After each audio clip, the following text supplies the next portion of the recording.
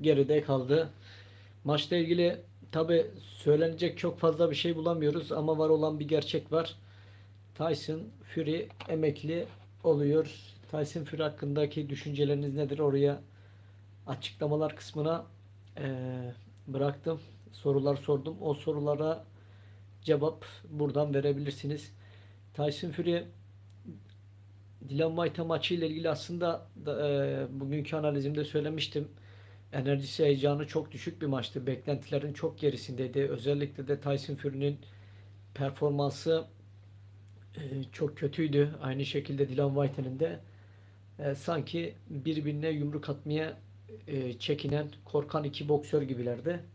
Ama yine de Tyson Fury 6. roundda Dillian White'yi durdurmasını bildi. Maçla ilgili düşüncelerinizi alalım. Tabi bazı arkadaşlar benim Instagram üzerinden yazıyorlar bana, abi işte yayın açacak mısın? Yayın açacak mısın? Bu akşam yayın aç. İsteğe bağlı yayın açıyoruz. Genelde maç günleri daha çok katılım oluyor ama yine de biz eğer ki takipçilerimiz istiyorsa açıyoruz. Tyson Fury Dillian White maçı ile ilgili arkadaşlar düşünceniz nedir? Maç sizin de mi beklediğiniz gibi değildi? Daha iyi olabilir miydi son maçı Tyson Fury'nin? Yorumlar gelsin. Şunu da baştan söyleyeyim. Kanalı takip etmeyi unutmayın. Bir iki gün içinde güzel analizler geliyor. Özellikle de iki maç var ki gerçekten boks fanlarının beklediği, boks fanlarını heyecanlandıracak, enerjisi, heyecanı yüksek iki maç var. Bu da çok güzel. Birincisi zaten, pardon, 3 maç var. Canelo Alvarez var. Cermal Carlo maçı var. Yine Shakur Stevenson maçı var. Bu maçlar izlenir. Bu maçtan enerjisi, heyecanı yüksek olur. Şimdi siz de yorumunuzu yapın arkadaşlar. Maçla ilgili düşüncelerinizi söyleyin. Ben de buradan bir şey açayım. Bir sayfa açayım. Bir saniye.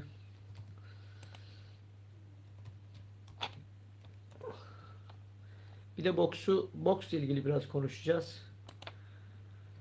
Hoş geldin hocam. Bu Fury'nin hakkını bir kere var. Sürpriz yapabilir dediğin White'yi çok kolay yendi. Bir saniye. Dur. Dur bir saniye.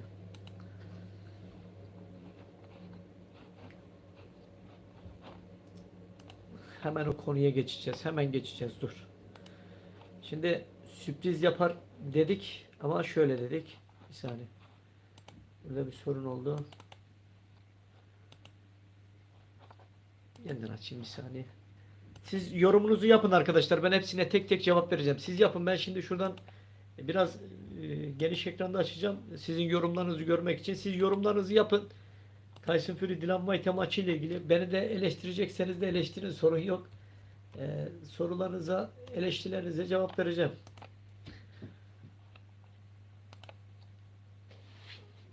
Şimdi bir saniye şu yorumu. Hoş geldin hocam. Hoş bulduk. Fury'nin hakkı bir kere var. Sürpriz yapabilir dediğim White'yi çok kolay yendi. Parker, Rivas, Helenius, Chisora, Povetkin gibi adamları yenen birini çok kolay yendi. Şimdi şunu bir kere söyleyeyim. Yoruma güzel bir cevap vereyim şimdi. Burada Dillian White'e sürpriz yapabilir dedim. Yapabilirdi de. Yapabilecek bir boksör mü? Yapabilecek bir boksör. Güçlü vuran bir boksör. Dövüştüğünde iyi dövüşen bir boksör. Nasıl ki Povetkin maçında da gördük. Savurarak attığı yumruklar. Ama şu bir gerçek. Performans olarak çok kötüydü. Bu maçta Tyson Fury karşısında Dillian White'e. Performans olarak çok kötüydü. Boks olarak bir taktik, stratejiyle işte ilk rounda girer girmez işte ters kart başladı. Bir tedirginlik, mesela sol yumruklara böyle, hani acemi boksörler olur ya, böyle elini böyle tedirgin olur, böyle kendini böyle çok sıkar. Sanki Dillian White'ın üzerinde öyle bir hava vardı. Öyle bir hava vardı. Çok kötü dövüştü. Hani bu maçı isteyen bir boksör ne yapar? Saldırır, pres yapar, yumruk atar. Yani hiç mesafenin içerisine giremedi. Tyson Fury'nin performansı kötüydü. Doğrusunu söylemek gerekirse Tyson Fury son maçım diye bu maçı çok fazla çalışmamış, yüklenmemiş. Ama şu bir gerçek, Tyson Fury yine de en kötü performans da olsa dövüşüyordu. Yine yumruk atıyordu. Yani kazanmasını da bildi mi bildi. Önemli olan boksta da kazanmaktır. Şu bir gerçek, kimin iyi kimin olduğu bir yerde nasıl söyleyeyim, performansının iyi veya kötü olması boksta bir yerde değildir. Çünkü şöyle, boks kazanmaya yöneliktir. Kazandı mı bitmiştir. Yani performansı iyi veya kötü. Ha, ikisinin de dediğim gibi maçta genel olarak baktığımız zaman bir enerji düşüklüğü vardı. Heyecan düşüklüğü vardı. Yani düşün, 94 bin kişi gelmiş o stada. 94 bin kişinin geldiği stadyumu normalde boksörler vuran vurana, kıran kırana maçlar olur. Yani kemik sesi gelir. Yani insanlar böyle kim kimi yatıracak diye merak edecek maçlar olur yani. Bu şekilde maçlara çok büyük ilgi gösterdiler. Mesela Floyd Mayweather'la Logan Paul maçını gördünüz. Kimse gelmedi, teşvik etmedi. Yani Floyd Mayweather da çok iyi boksör ama Logan Paul'la yaptığı için maça yeterince katılım olmadı. Şimdi bu çok kolay yendi. E, çenesine yumruk çenesine çene ucuna yumruk attı. Boksörlerin hedefi de zaten çene ucudur. Tyson Fury için şunu da demiştim. Yani onu dedim. Şunu da dediğimi gözden kaçırma. Tyson Fury Dillian White'yi nakavt etmek için ringe gelecek dedim. Puana kalırsa Tyson Fury alır dedim. Bunları da söyledim. Yani Tyson Fury nakavt etti. Ama şu bir gerçek. Tyson Fury'nin üzerinde ringe de girdiğinde maç esnasında bile o eski hırçınlığı yoktu. Yani eski hırçınlığı olsaydı Dillian White'ye de nefes aldırmazdı yani. Nakavt etmek için gelecek dedim ama o agresif boksunu da yapmadı yani. Çok fazla Dillian White'ye yüklenmedi. Ring etrafında oynuyordu, dans ediyordu. Yani ama yine de Tyson Fury bir şekilde onu e, oyundan düşürdü ve maç almasını bildi. Ama dediğim gibi ne olursa olsun 94 bin kişilik stadyumdaki o kalabalığa yakışmayacak bir performanstı ikisinin de. Kim ne derse desin, var olan gerçek bu. Var olan doğru bu. Bana katılan arkadaşlar olur. Katılmayan arkadaşlar olur. Benim düşüncem bu şekilde. Dylan White bu saatten sonra ne yapacak? Yani bence Dylan White bu saatten sonra ne yapar bilmiyorum ama bu performansla hiçbir şey yapamaz. Doğruya doğru yani. Performansı çok kötüydü Dylan White'nin. Bu adamın uppercut'tan yaptığını herkes anladı. Artık bu saatten sonra işi zor. Şimdi Dylan White'e gelirse, Dylan White'e yine söylüyorum, üstüne basa basa söylüyorum. Dylan White'e belleriyle sokulacak. Uppercut'larını, kroşelerini çok vuracak. Dylan White'nin bir de kısa direklerini vuracak. Kısa direklerini. Dylan White'nin boksu bu olacak. Yani Dylan White bu boyla bak, Tyson Fury karşısında yanına bile yaklaşamadı.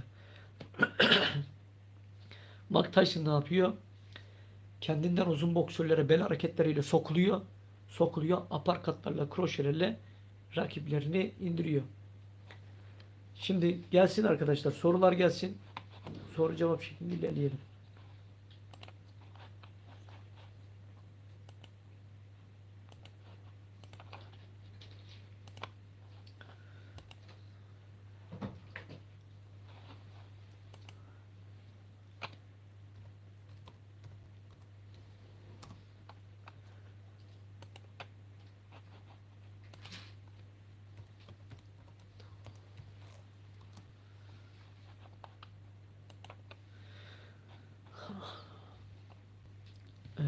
Bir saniye dur. Hemen bakayım. Avni Yusuf Kangül İstanbul'da tekrar maç yapacakmış. Bu adamın milliyetçi duyguları sömürmesinden nefret ediyorum. Madem milliyetçisin, İsmail Özen'le ne işin vardı? Ya Yusuf Kangül'le maç yapması bir şey ifade etmiyor. Doğrusunu söylemek gerekirse ben o rakibini yatırır diye bakıyordum. Yusuf Kangül'e de helal olsun. Dayanıklı boksörmüş. Son anda kadar mücadele etti. Yani bence bu maçın heyecan enerjisi çok yüksek olmaz. Yani bence farklı bir rakip olsaydı belki daha çok ilgi alaka görürdü. Zaten şu bir gerçek, herkes için konuşmuyorum yani, genelde Türkiye'de özellikle de başarıya giden insanlar bir yerde milliyetçiliği kullanarak, bir şeyleri kullanarak, yani Avni için demiyorum, o da yanlış anlamasın. Yani bir yerlere gelmek istiyor işte yaptığı şeylerle falan ama baktığın zaman gerçek anlamda hiç öyle uzaktan yakından alakası yok. Bu şekilde kullanan birçok insan var ama baktığın zaman umrunda değil yani, ülke yanmış, kül olmuş. Umrunda olmayan insanlar milliyetçilikte şu anda baktığın zaman Türkiye'de zirve noktadalar. En iyi yerlerdeler. Yani yapacak bir şey yok. Bu da var yani. Aleykümselam Fatih Hocam, hoş geldin.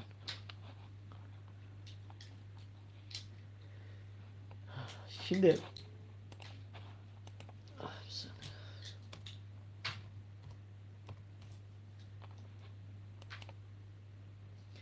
şimdi size bir soru soracağım.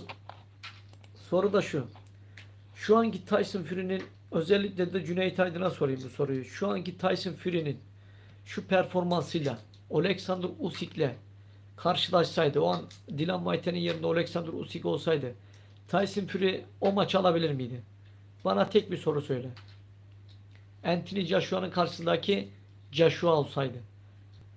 Joshua'nın yerindeki Joshua ile yaptığı maçtaki Usyk olsaydı, Tyson Fury bu maçı alabilir miydi? Bence alamazdı.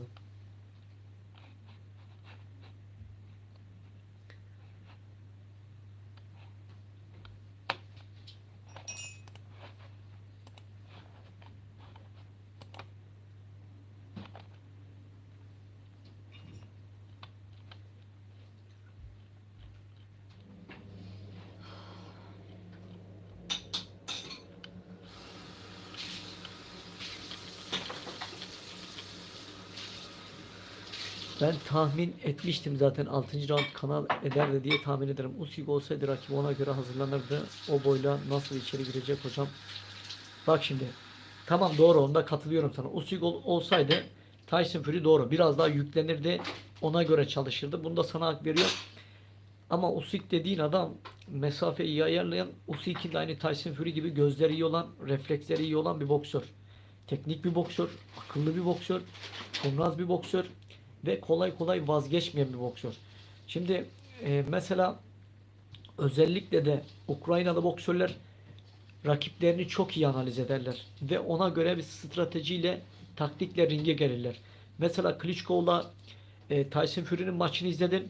Tyson Fury'ye Klitschko kolay kolay yumruk vurdurmadı kendisine. Tyson Fury zaman zaman sadece Klitschko'yu psikolojik ring içerisinde psikolojikmen etkiledi ve maçı ortada bir maçtı. Klitschko da o maçı aldığını inanıyordu. Maçı Tyson Fury'ye verdiler. Yani maçı iyi izlersen bakarsın yani Klitschko kolay kolay yumruk yemedi e, Tyson Fury'den. Aynı şekilde Usyk de Tyson Fury ile karşılaşacak olsa onu çok iyi bir şekilde analiz edecek, bakacak ve ona göre bir stratejiyle yine ringe gelecek yani.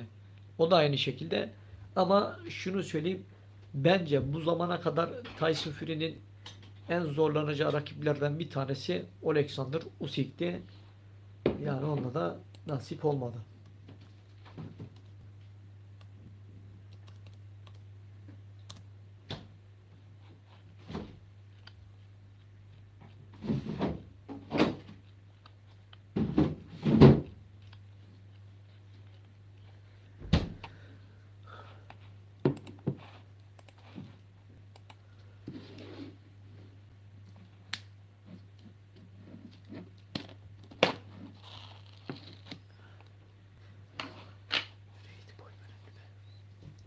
Usyk'e laf etmem, süper bir adam.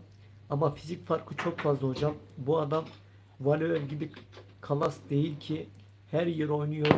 Fury'nin boy ve reach avantajı Fury'de fazlasıyla. Şimdi ona ben bak şimdi fizik üstünlüğünü çok iyi kullanıyor. Tamam, problem yok. Ama şimdi şu da var. Tyson Fury'nin, bir saniye şunu bir ayarlayayım.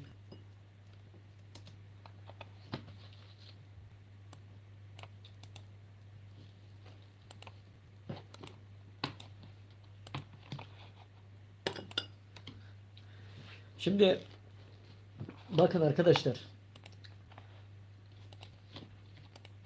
Şu konuya bir değineceğiz.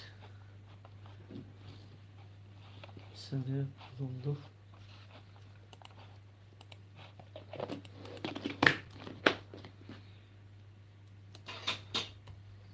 Dur o konuya şimdi cevap vereceğim o yoruma.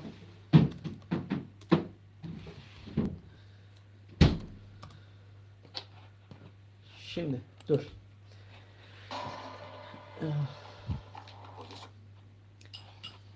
Şimdi bakın arkadaşlar. Tyson Fury fiziğini iyi kullanan bir boksör. Bu bir. Akıllı bir boksör. Bu iki. Zeki mi? Zeki. Ring içerisinde, ringin dışarısında rakiplerini psikolojikmen etkileyebiliyor mu? Etkileyebiliyor. Bu boks zekasına sahip mi? Sahip. Ama şu bir gerçek.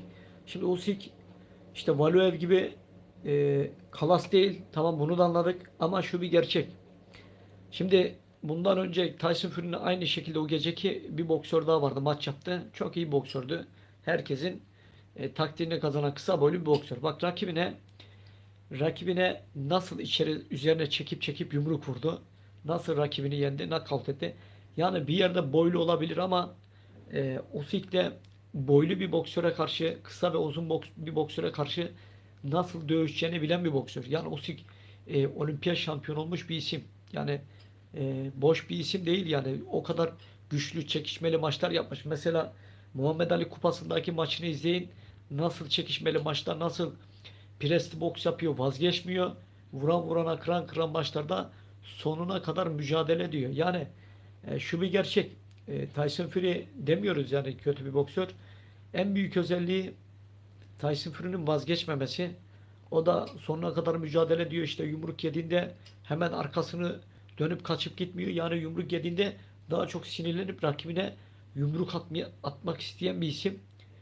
Çılgın bir isim ama şu bir gerçek, Usyk maçı onun için yine söylüyorum, üzerine basa basa söylüyorum. Bu zamana kadar yaptığı maçlar içerisinde en zor maçlardan bir tanesi. Buna Deontay Wilder maçı da dahil. Çünkü Deontay Wilder güçlü yumruklara sahip, evet, ama çok fazla teknik bir boksör değil. Bu da bir gerçek.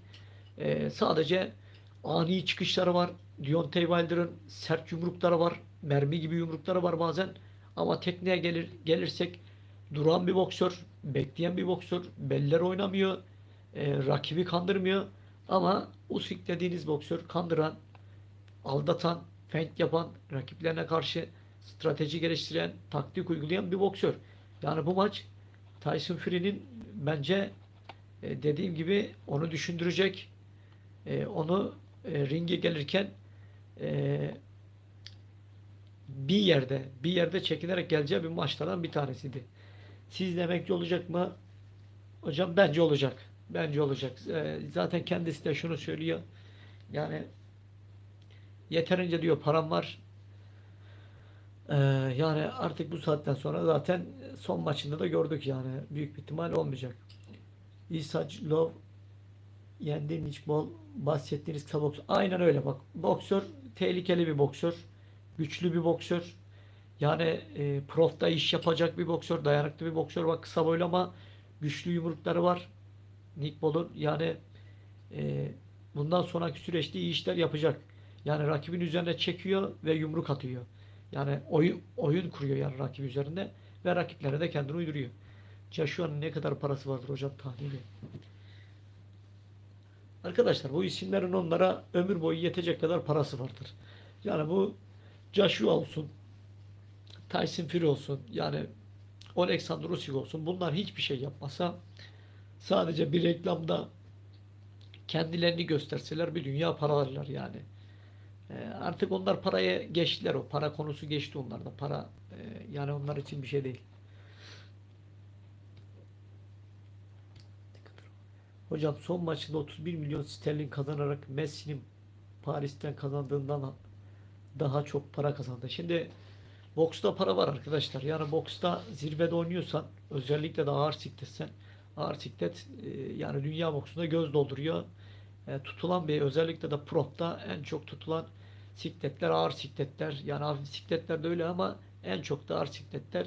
Hafif sikletlerde kim gibi? Mesela Vasil Lomachenko gibi, Timo Lopez gibi, Ryan Garcia gibi, Gervonta Davis gibi, e, George Kambosos gibi boksörler de göz doldurmaya başladı.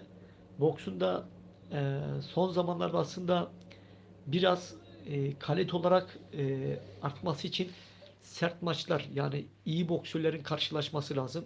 Mesela bundan sonraki süreçte iyi maçlar geliyor.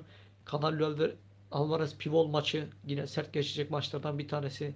Pivol da güçlü yumruklara sahip, güçlü paledi var. Canelo Alvarez'le karşılaşacak. Bu maç iyi olacak. Yine aynı şekilde Jermall Charlo var. Jermall Charlo maçı var. E, ilk maç berabere kaldılar. Şimdi ikinci maçı yapacaklar. Bu maçta enerji heyecanı yüksek olacak. Yine Shakur Stevenson maçı var. Bu maç Oscar Valdez aynen. Bu maçta sert geçecek. Güçlü maçlardan bir tanesi. Yine Errol Spence Jr. Terence Crawford maçı gelebilir. Yani bu maçlar şu anda özellikle de dünyadaki boks fanlarını ekranlara kilitleyecek maçlar olacak. Hep birlikte izleyip göreceğiz. Joshua proje boksörü, defoları çok olan biri. Dün beğenmediğimiz White'e 2 roundda soluyla sallamıştı Joshua'yı. Şimdi Joshua aslında kafa olarak dayanıksız bir boksör. Mesela güçlü yumrukları var ama kafasına yumruk aldığı zaman dizinin üzerine çökebiliyor yani. Bu yüzden dayanıksız boksör. Hani bazen de çekinerek boks yaptığını görüyoruz Joshua'nın ama dövüştüğü zaman da mesela iyi kombineler vuran, sert yumruklar vuran bilen bir isim Anthony Joshua, ama bir hayran kitlesi var. Mütevazı oluşu, sempatikliği var. Yani insanları kendine Kembos ve Haney maçı var. O da güzel. Aynen Kembos'uz Haney maçı var. Bu maç da güzel olacak. Haney bu maça çok sıkı hazırlanıyor. Çok ciddiye alıyor bu maçı. Kembos Junior da taraftar önünde bu maç almak için elinden geleni yapacak. Ama şu bir gerçek. Belki şu anda boksun bazı yönleri vardır. Bazı yönleri. Bunlar da şudur. Yani mesela George Kambos'uz Timo Lopez'e karşı çok güzel bir performans sergiledi. Güzel bir maç yaptı. Ama belki Devin Haney'e ayak uyduramayacak. Devin Haney'i yakalayamayacak. Devin Haney yumruklarını çok boşa çıkartacak. Onu dövüştürmeyecek. Yani bunu bilemiyoruz ama güzel maçlardan bir tanesi de bu maç olacak. İzleyip göreceğiz. Kombinasyon sahne maçı hangi kanal olur? Onun bilgisini ben paylaşırım buradan. Onun bilgisini haberdar olur. Maç geldiğinde haberiniz olur. Daha var maça.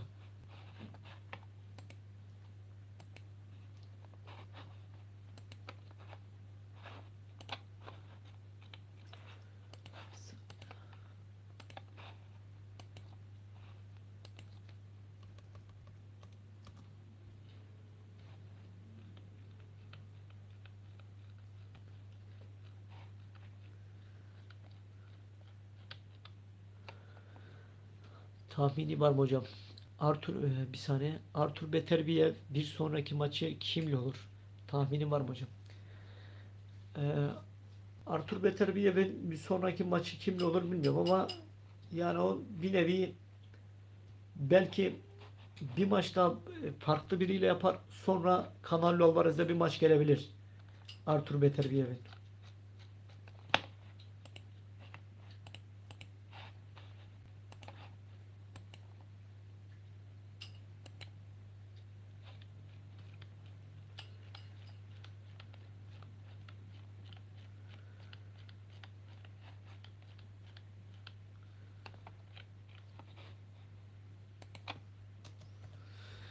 GG Canelo maçı olur mu sizce? Aynen GG Gennady Golovkin Canelo 3. maç olabilir. Yani Canelo Alvarez pivot maçını da alırsa ikisi arasında aslında üçüncü maç yapılıp artık fanların da daha fazla beklemeye gerek yok.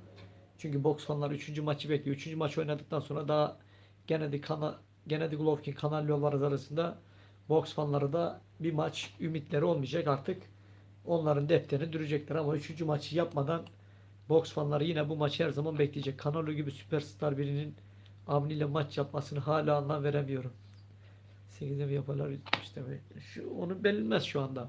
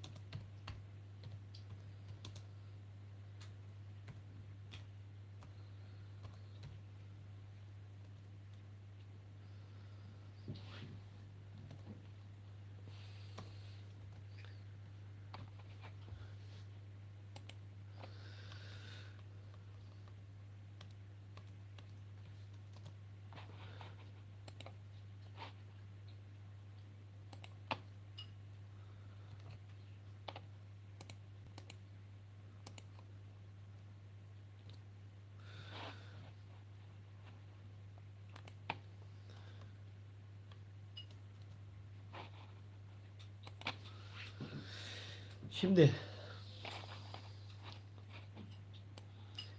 bir saniye, hemen cevap vereceğim yorumlara. Siz yorumlarınızı yapın arkadaşlar. Ben hemen dönüş yapacağım şimdi.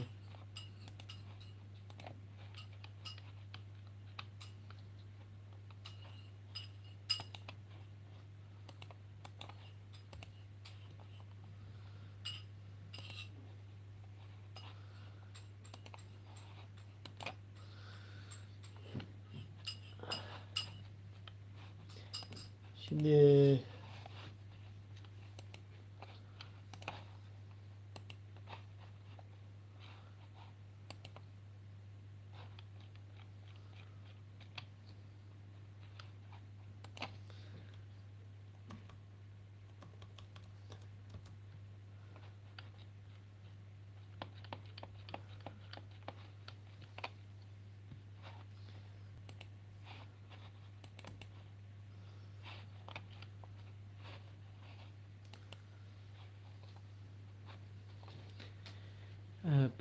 bir saniye.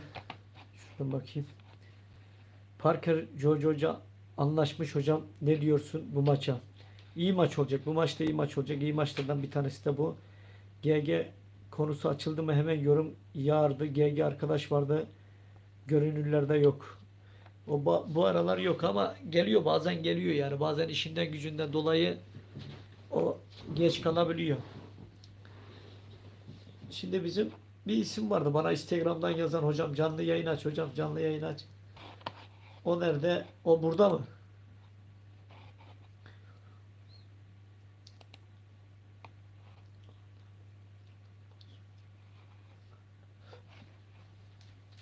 Ha, Fatih hocam, tamam sensin, tamam.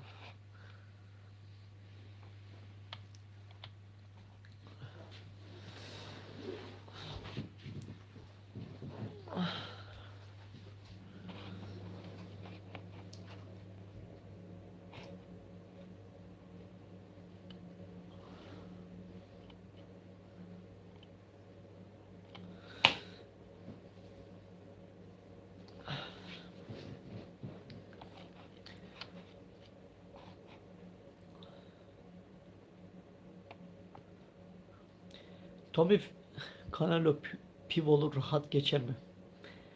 Canelo Alvarez Pivolu rahat geçer mi? Canelo Alvarez Pivolu geçecektir ama tabii Pivol de Canelo Alvarez'i zorlayacaktır. Yani o da güçlü bir isim. Karşısında güçlü duracaktır en azından. Canelo Alvarez'le savaşacaktır. Ama şu bir gerçek, Canelo Alvarez zaman zaman Pivol'ü sarsacaktır. Yani bir uyutacaktır yani. O bazen sert yumruklar vuruyor. O güçlü yumruklarına vurunca bir ayakta uyuduğunu zaman zaman ring içerisinde göreceğiz diye düşünüyorum 12 round içerisinde. Avni'nin eski antrenörü orada çalışıyor galiba. Diaz'ın orada. Olabilir. Avni'nin İstanbul'da maçı varmış. Dur bakalım. Kimle yapıyor maçı?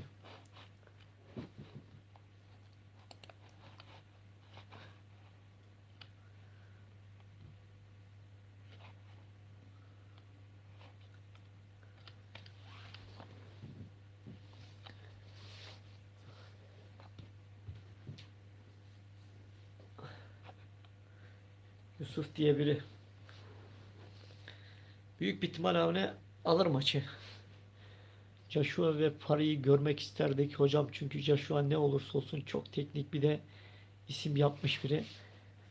Yani Joshua Fari maçı güzel olurdu. Yani iyi maç olurdu aslında. İkisi arasındaki maç zaten çekişmeli, birbirlerine çok atıp tutuyorlardı.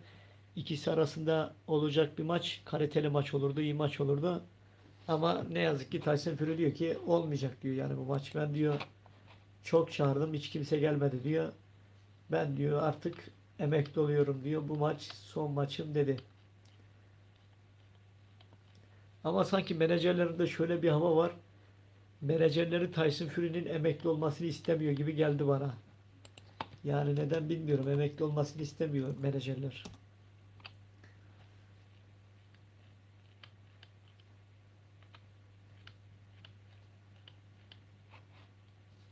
Hocam sırf sizin canlı yayınınızı izlemek için bilgisayarı açıyorum hocam.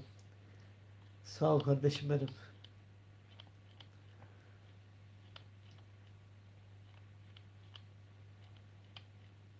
Bu ne ya? Altın yumurtlayan tavuk neden istesinler hocam? Aynen öyle yani. Adamın ismi var. Adam ringe en kötü performansıyla da gelse, en ölü haliyle de gelse 94 bin kişilik stat oluyor. Joshua ile maç yapmadan nereye emekli oluyor? Olacak işte. Çünkü Free'den çok para kazandırıyor. Aynen öyle. Yani şu bir gerçek. Mesela Tyson Fury'nin maçına kadar mesela ben tribünlere bakıyorum. Tribünler bomboş. Tribünler bomboş. Ne zaman ki Tyson Fury'nin maçına bir maç kaldı, bir iki maç kaldı. Yavaş yavaş tribünler full çakılı olmaya başladı. Şu bir gerçek, gerçekten insanlar şunu bir kez daha anladım. Ne olursa olsun kimi tarafından belki Tyson Fury kötü bir boksör olabilir. Kötü bir fiziğe sahip olabilir, bir yerde boks fiziğine sahip olmayabilir. Ama şu bir gerçek, ismi var ve o ismi özellikle de İngiltere'de herkes seviyor ve onun dövüştüğü her yer bir şekilde full çakılıyor yani. Evet, ben dün canlı izledim maçı, kendi öyle diyor, emekliyim diyor ama o sıkılacak, illaki dönecek, bunu da yazıyorum. Aynen, olabilir yani, ben de bu konuda sana hak veriyorum yani. Sıkılır, aynen öyle. Avni Mayıs'ta maçı var bildiğime göre. Tarih belli mi tam? Can Akman, tarih belli mi? Net tarih belli mi?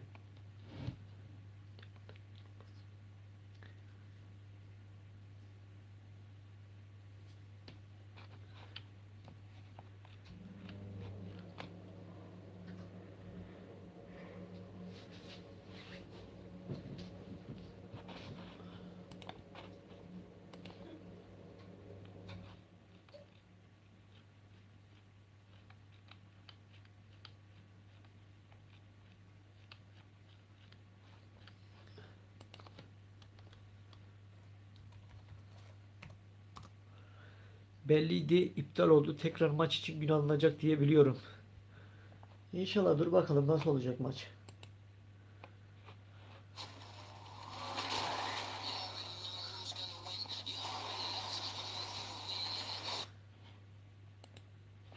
Geride kaldı.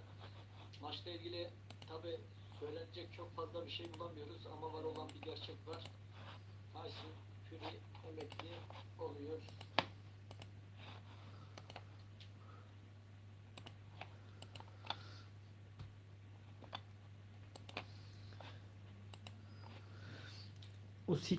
Final bu değil yani. İnşallah, ama belliydi, iptal oldu ve final bu değil yani. Usyk'ten alınacak kemerleri Joshua, ondan sonra bakalım. Fariye iş atarsa Joshua belki döner. Ben bir şey söyleyeyim mi? Bak, şunu da söyleyebiliriz mesela, bak Oğuzhan Yücel.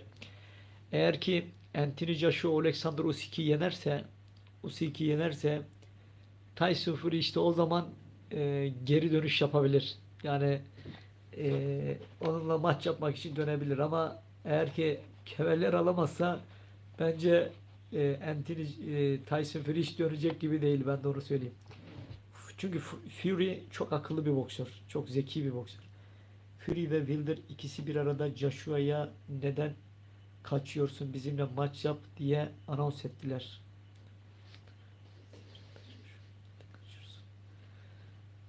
Aynen hocam. Aynen, olabilir yani. Joshua zaten kaybetmeden önce maç yapacaktı. Tyson Fury bir ara çağırdı.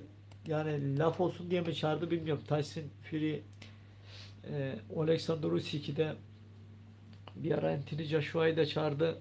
Anthony Joshua'ya dedi, bırak Alexander Usyk'le ben maç yapayım.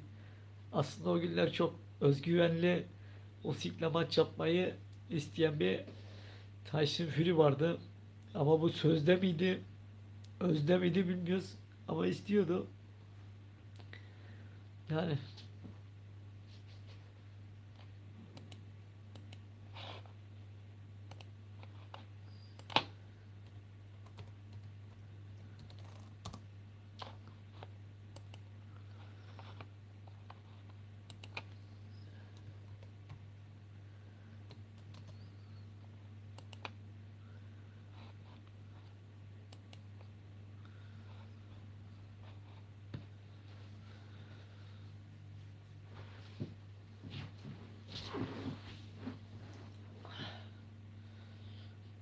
Arkadaşlar burnumda bir rahatsızlık var. Bazen yaslanıyorum.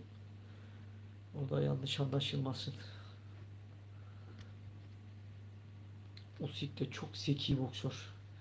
Yani Usyk zeki boksör, akıllı boksör. Yani bakın arkadaşlar, Ukraynalı boksörlerin geneli böyledir. Yani doğrusunu söylemek gerekirse, onlar başarılıysa kolay kolay başarılı olmuyorlar. Altında yatan çok büyük bir çalışma, emek ve akıl oyunları var. Usyk de zeki boksör. Aynen öyle yani. Şimdi Vasil Lomachenko da başarılı ama nasıl başarılı oldu?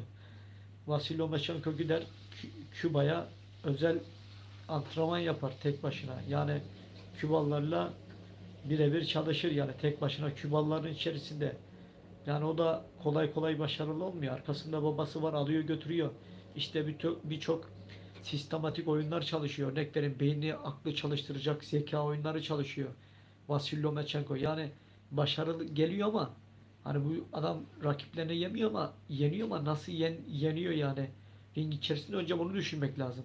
Şimdi sen rakibin birebir aynı kafada yenemezsin.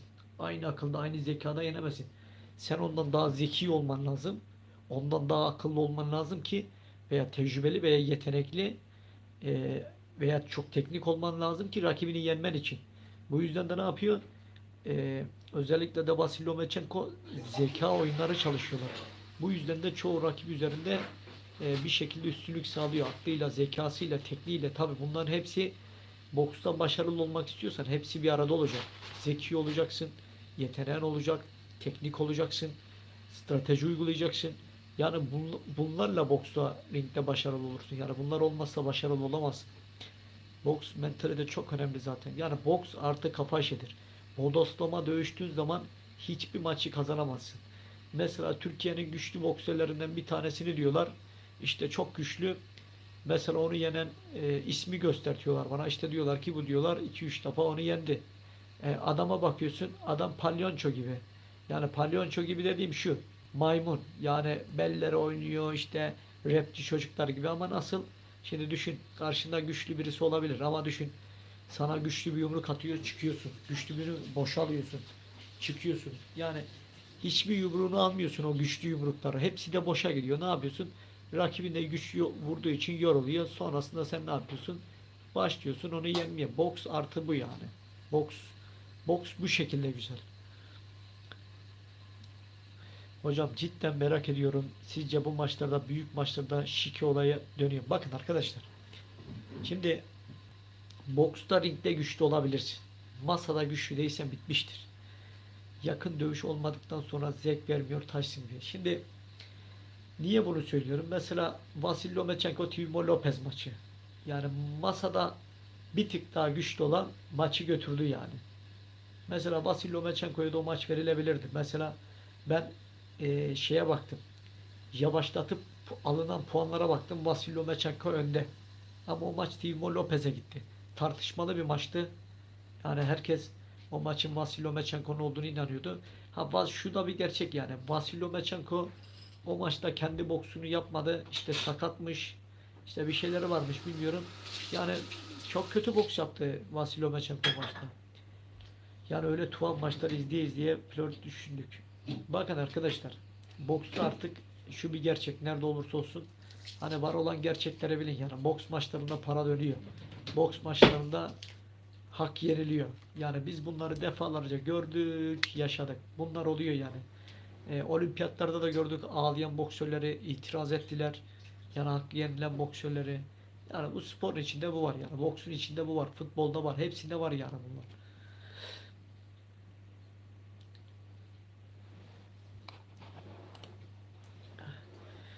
Yani öyle tuhaf.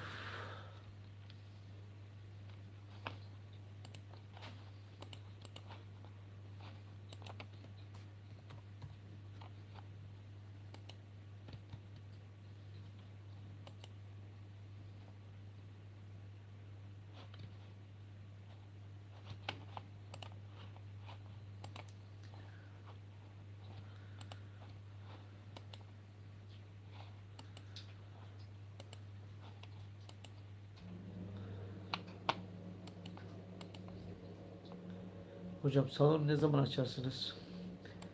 Vallahi şu an belli değil. Biraz ekonomik olarak rahatladıktan sonra düşünüyorum yani bir salon.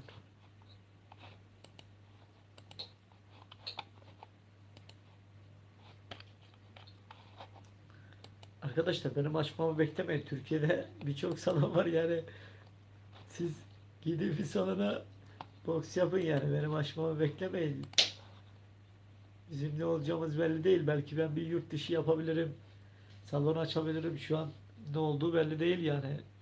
Kafamda bir yurt dışı da var. Bakalım İngiltere var. Yani bu da var yani.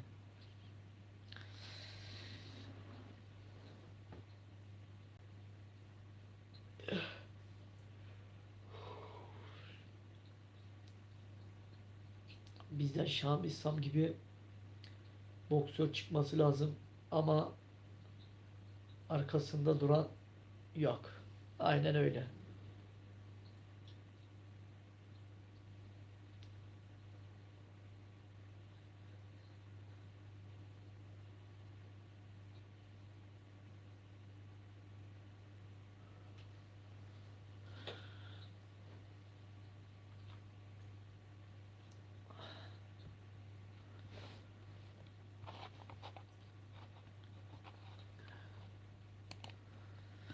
Türkiye'de tanıdık lazım galiba hocam. Türkiye'de yani boks eee, nasıl Türkiye'de boks? Türkiye'de boks artık kontrolden çıkmış. Kimin ne yaptığı belli olmayan. Yani herkes birbirinden uzaklaşmış.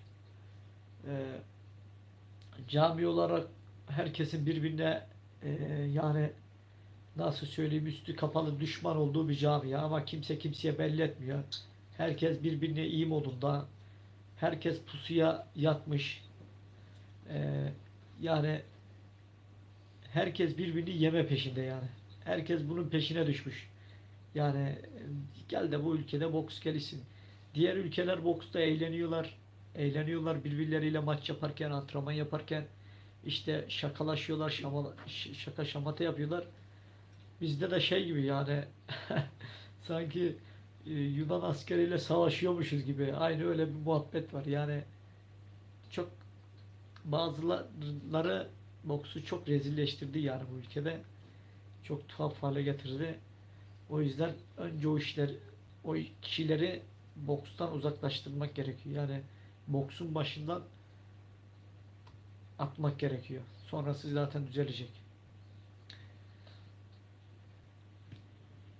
Türk proflar kendinle de kişilerle yapamıyorlar. Maç gidiyorlar düşük.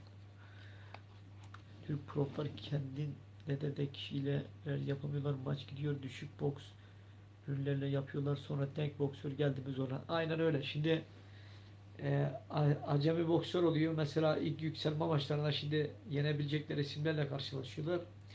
Tabi onları yeniyorlar. İyi birisi çıktığı zaman güme gidiyorlar. Yani önemli olan ne olursa olsun iyi boksörlerle dövüşmek. Her dövüştüğün iyi boksör sana emin ol hem tecrübe katacak hem de e, sana ileriki maç yapacağın zamanları da daha kolay geçecek maçların iyi boksörlerle yaptığı zaman.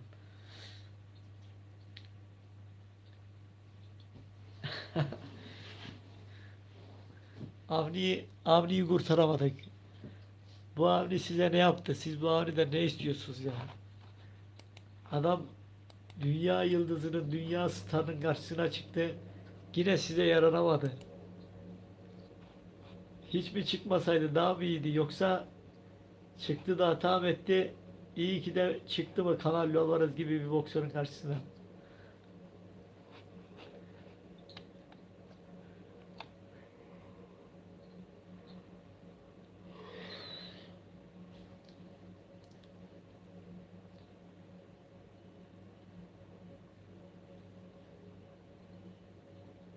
Avni çok çalıştı ama olmadı. Nasibi yokmuş bence. Ya mübarek adam yani sen normalde onun boksu bu değil ya. Normalde savaşçı bir boksör. Yani mücadeleci bir boksör. Yani vazgeçmeyecek de bir isim yani. Direl karşısında yaptığı boksu da yapsa yine yeterdi. Onu da yapamadı yani. Bu arada Türk boksörleri hakkında ben iki kişi hakkında konuştum herhalde bu zamana kadar. Bir Avni hakkında konuştum. Bir de şey hakkında konuştum. Kerem Özmen hakkında herhalde. O dünya ikincisi olan çocukla ilgili konuştum herhalde. O da niye konuştum? Tabii samimi oldukları için ben de iyi gördüğüm için o kişileri. Avni'yi de biliyorum zaten. Avni'yi demeye gerek yok.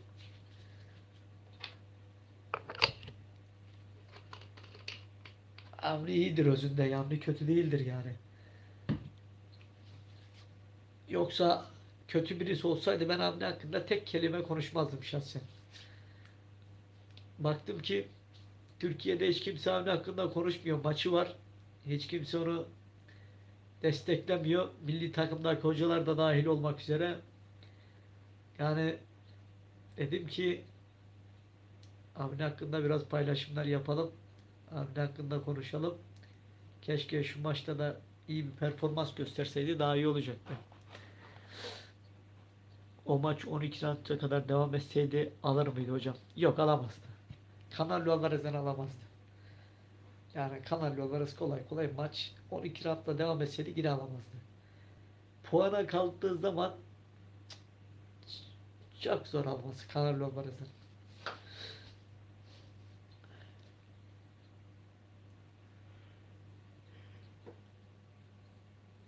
Ha, Direl maçını alırdı. Direl maçını alırdı. Direl'i alırdı aynen.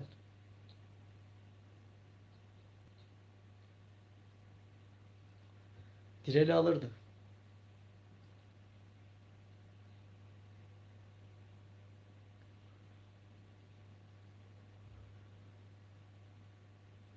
Yazık oldu. Aynen öyle. Dur bir saniye geliyorum arkadaşlar.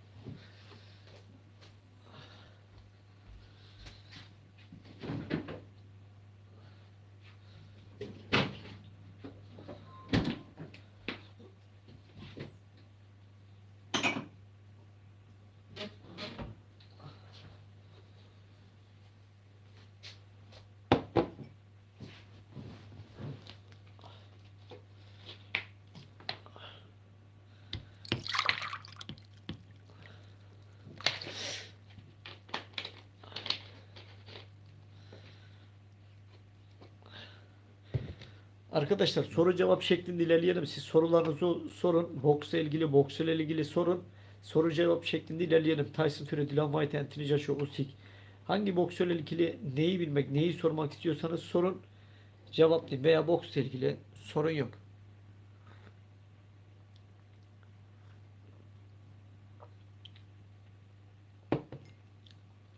Gökhan, aleykümselam. Gökhan Bey hoş geldin. Haftaya cumartesi günü maçı izleyeceğim hocam. Tabii ki izleyeceğim. Maçları kaçırmam. Yani elimden geldiği kadar maçları izliyorum arkadaşlar. Serhat Güler hakkında bilgileriniz var mı hocam? Serhat Güler. Bu kim ya? Serhat Güler kim? Prop mu yapıyor bu? Serhat Güler prop mu yapıyor?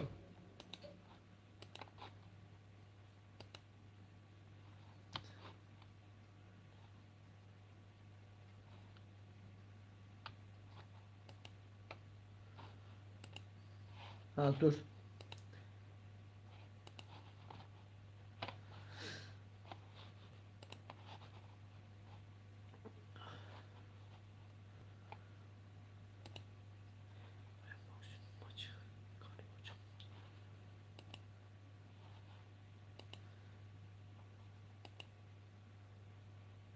Ha şu çocuk dur.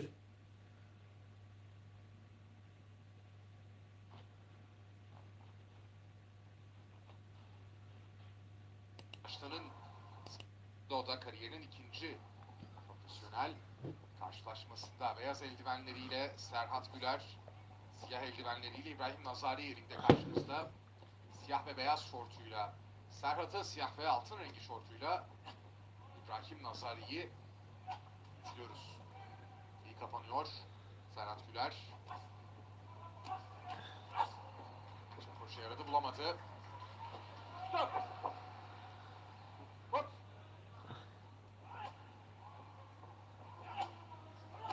Güzel bir saç çıkarmayı başardı şimdi Serhat Güler. İran'ın yumrukları genelde gardında kaldı. Serhat Güler'e bunu söylemek lazım. Gerçekten iyi kapattı Şimdi şu ana kadar. Serhat Güler sert başarılı bulamadı. Galip Doğru hocam bir tam sağ bir daha bilgim yok. denedi. Açık verdi, Şimdi farkında rakibi. Serhat Güler Prof'ta bir şeyler yapabilir. Şöyle yapabilir. Defansı güzel. Güçlü yumruklar vuruyor. Prof'a yatkın. Serhat Güler kararlı bir şekilde giderse bir şeyler yapar. Yani aynı boksu şeye benziyor. Dimitri Pivol'un boksuna benziyor.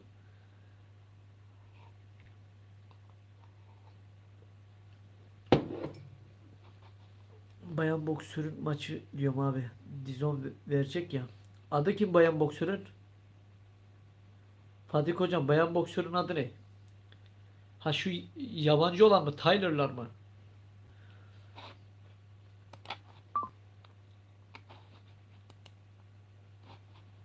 Galiba hocam tam bir bilgim yok.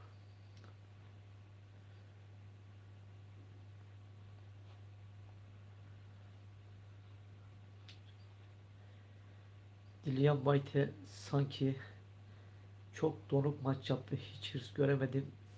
Sizce neden hocam? Joshua maçında daha hırslıydı sanki. Hocam çok basit yumruklarla yenildi. Ya da bana mı öyle gel? Yani aynen öyle. Maç zaten genel olarak çok zevksiz bir maçtı. Yani maçı izlemeye gelen insanlar da zaten sıkıldı. Maçın hiçbir enerjisi yoktu zaten. Sanki maç şey maç gibi. Ne derler? Jübile maçı gibi. Yani artık ben boksu bırakıyorum. Jübile maçı yapacağız der gibi bir maçtı yani. İkisi şey Dylan White'de hırs yoktu. Bilmiyorum yani vardı da ben mi göremedim onu bilmiyorum.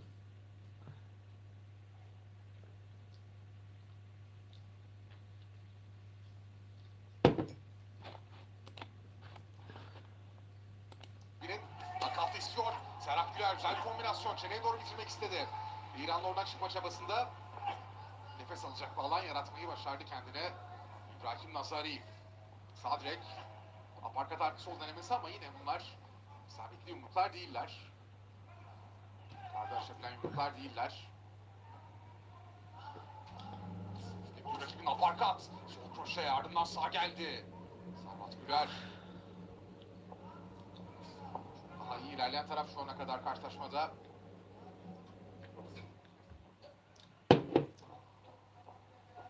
Round'un son dakikasındayız. Aktif kalmaya çalışıyor İranlı sporcu ama Serhat Ya arkadaş hiç geniş bir şort yok muydu bu adama ya? Serhat Güler'e ya. biraz daha üstün gözüktü. Adam Arkada aradı. Kapandı Serhat, ardından kroşe kontrası isabetsiz. Hareketli kalmaya çalışıyor İranlı sporcu. Prof'ta bir şey yapabilir bu Serhat. Serhat bakalım Biraz götürebilir Prof'ta. yakalayabilecek mi? Erdal Hoca olan olmuş fakat şunu gördüm. Fury her türlü White ile 10 maç yapsa Evet. yine çoğunu kazanır. Süre durduruldu. Kanama var. Fury 10 maç yapsa yine çoğunu kazanır. Fury'nin hiç izlemesi zevk vermeyen bir stili var ama Sağ kazanıyor. üstünde bir açılma var. Aynen kazanmaya odaklı Değerli izleyenler. kazanmaya odaklı bir boksör. Yani ne olursa olsun diyor 12 roundun sonunda bir şekilde Sağlık ekibi hemen kazanarak geldi. ringden ayrılayım. Gerisi umurunda değil yani. Yani şu ana Bir kadar şekilde üstünlük kazanıyor. tamamen Ben Serhat Serhat Güler'in Güler'deydi maçını zaten. izledim. Nakavt ediyor o maçı. Ben de şimdi izliyorum. Evet, bitiyor mücadele. Bitiyor mücadele değerli izleyenler. İbrahim Nazari'nin maça devam etme şansı yok. Doktor kararıyla Serhat Güler mücadelenin galibi oluyor. Tam gözüm üstünde bir açılma. Maçın sağlıklı bir şekilde devam etmesi mümkün değil, gördü çok fazla. Sayın Boks ilk temsilcimiz Ve mücadelemiz bu şekilde Devlet sona ermiş takip oldu. olacak. Ring lütfen. Profesyonel kariyerindeki ikinci knockout galibiyetini de aldı böylece Serhat Güler.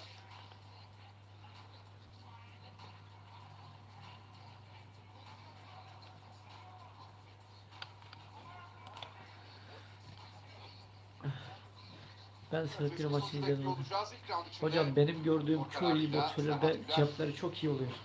kazanmayı başardı. Şimdi bakın arkadaşlar.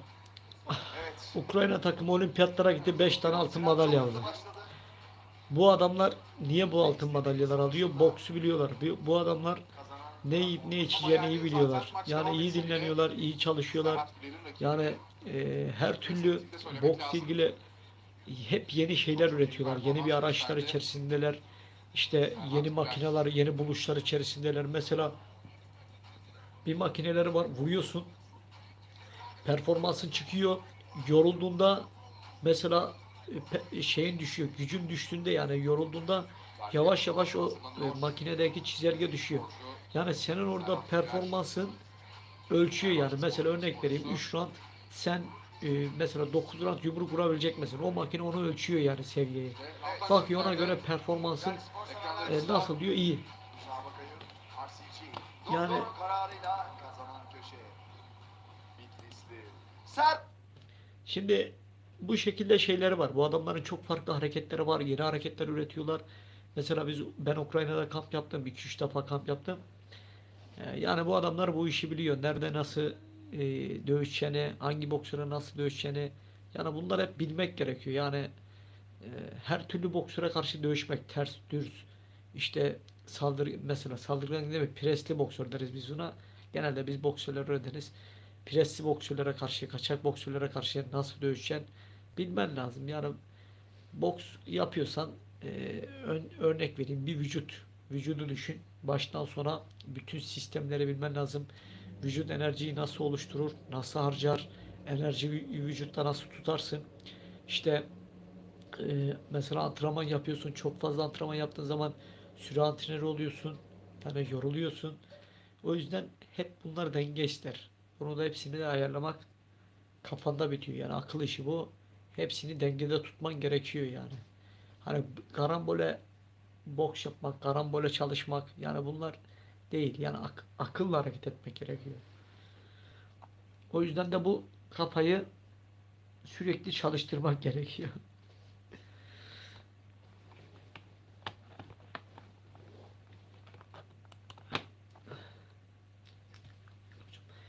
Aynen öyle. Bilimsel çalışıyorlar. Yani mesela ben doğrusunu söylemek gerekirse dünyadaki bütün iyi boksörleri takip ederim.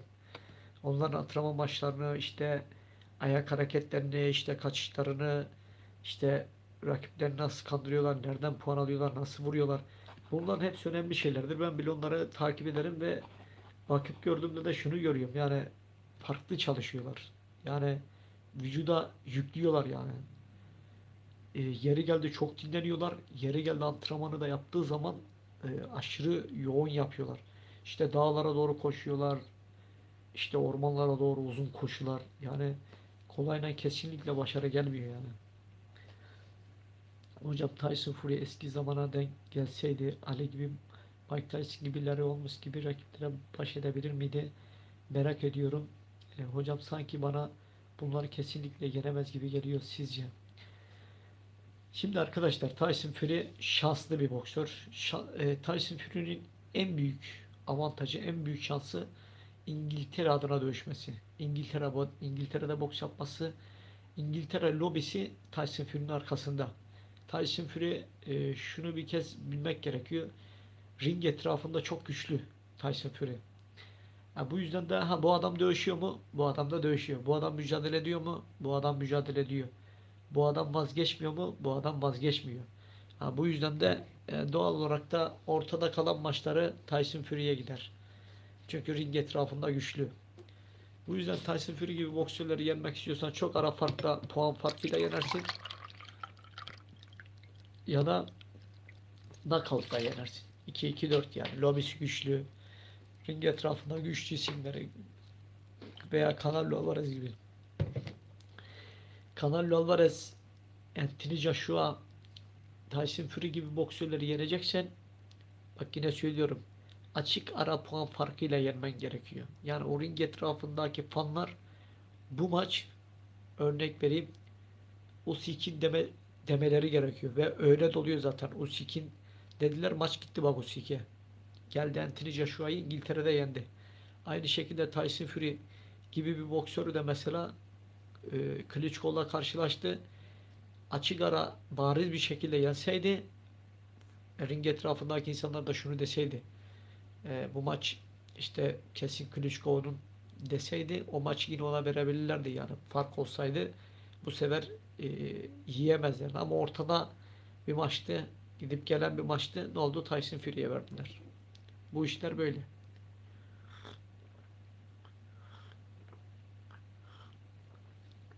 Tyson Fury'yi Mike Tyson yenerdi. Muhammed Ali Clay'le bence iyi maç yapardı. Muhammed Ali Clay'le iyi maç yapardı. Ama Muhammed Ali Clay de bilmiyorum yani. Muhammed Ali Clay de belki yenebilirdi ama Mike Tyson Fury'yi yenerdi. Çünkü onun sevmediği boksu yapıyor. Nereden bellerle sokuluyor. Aparkatların kroşelerini çok ani vuruyor. Bu yüzden de Tyson Fury bence bunlara engel olamazdı. Mike Tyson'ın o hızlı yumruklarına, güçlü ve hızlı.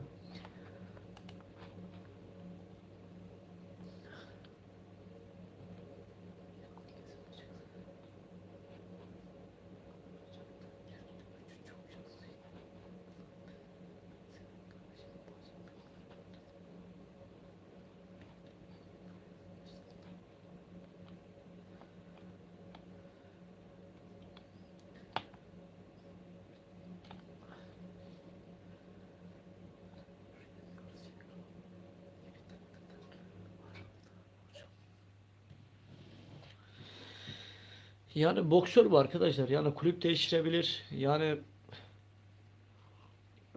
boksörlerde hep bu vardır. Boksörler bir yerde bağımsızdır yani. Şimdi nerede para var boksör oradadır. Nerede maç var boksör oradadır. Nerede kulüp var oradadır. Bu kulüple anlaşamaz, A kulübüne gider. B kulübüne gider. Bu vardır yani. Bir yerde ters düşmüşlerdir. Olabilir yani. Ama keşke ayrılmasaydı.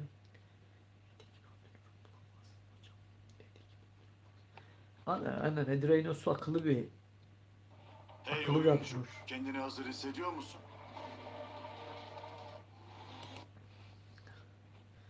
Şimdi bir hoca düşün, böyle büyük maçlarda spor sporcusunu böyle sakinleştiriyorsa, o ambiyansta yani herkesin çılgınlar gibi işte ring etrafında o kadar boks fanları, boks hayranı önünde o gargaşya yani o sakinleştiriyorsa, benim gözümde antrenör iyidir yani. Ryan İsaç Cruz maçı olur mu? Abi kim favori sence? Ya Ryan İsaç Cruz maçı olur. Favori bence İsaç Pitbull Cruz. Bu maçı alabilir %60, %70. Ryan Garcia'nın da şansı var. Şansı da şu şekilde var: İyi bir taktikle ringe gelirse, iyi bir stratejiyle rakibini kendine yaklaştırmazsa, uzaktan rakibine vurur. Rakibinin yumrukları, bel hareketleriyle boşalır. İyi defans yaparsa belki İsaç Pitbull Cruz'u yenebilir ama onun haricinde onunla dövüşmeye kalkarsa Ryan Garcia'yı da yatırabilir yani. İsaç Pitbull Cruz hem güçlü hem de çok kondisyonlu bir boksör. Hani 12 round boyunca onun eforuna, performansına Ryan Garcia'nın dayanacağını zannetmiyorum. Aynen, çok ciddi boy avantajı var. İşte o boy avantajını kullanırsa, tek şansı o boy avantajını kullanırsa kazanır. Ama onu kullanamazsa kazanamaz. Çünkü İsaç Pitbull Cruz onunla dövüşmeye kalkarsa, dediğim gibi aparkatları, kroşelerini çok iyi vurabilen bir boksör. Kondisyonu çok iyi. Yani her yumruğunu güçlü vurup 12 round boyunca yumruk atan bir isim.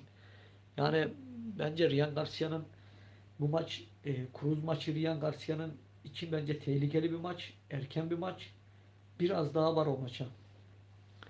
Hocam Türkiye'den hiç Fury gibi, Joshua gibi, Wilder gibi kişilerle dövüşen bir sporcumuz var mı? Benim fazla boks bilgim yok. O yüzden soruyorum.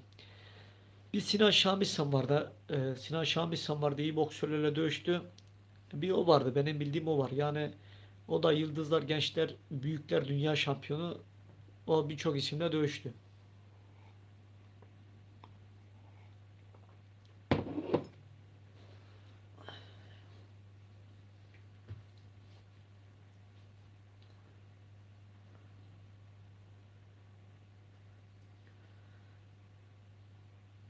Siz sorularınızı sorun arkadaşlar. Ben buradan okup cevap veriyorum. Fury çenesi çok sağlam değil. Fakat hemen yerden hiçbir şey olmamış gibi kalkıyor. Galiba gövde sağlam. Çoğu maçında rakipleri üstüne gitmedi. Wilder geçen maç birkaç round deneme yapıp bırakmıştı.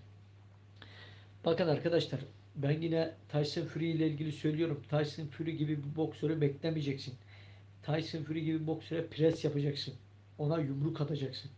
Onun yumruğu çıktığı anda yumruk atacaksın ona. Onun yumruğunu boşa alıp yumruk vuracaksın. Bellerine sokulacaksın.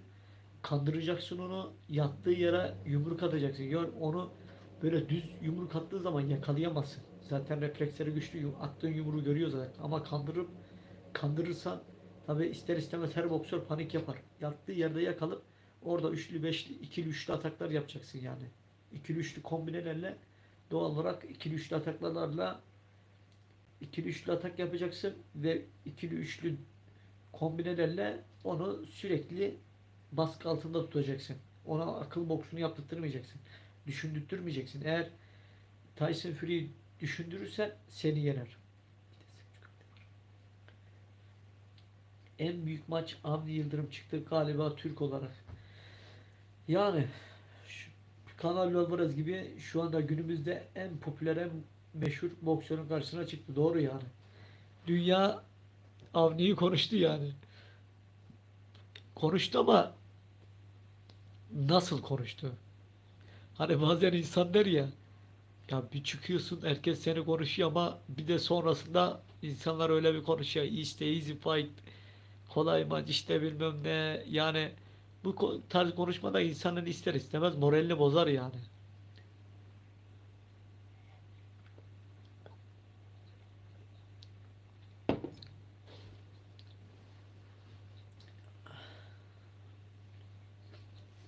Aynen öyle abi çıktı.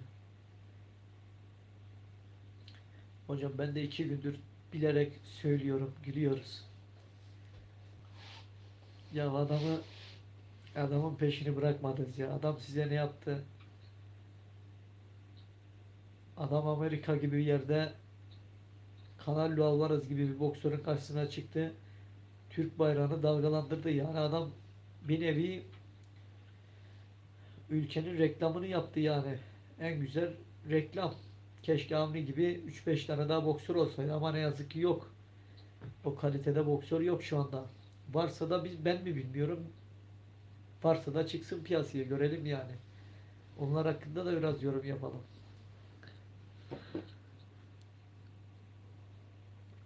Ama tabii her boksör hakkında da konuşacağız diye bir şey yok. İsterse konuşuruz.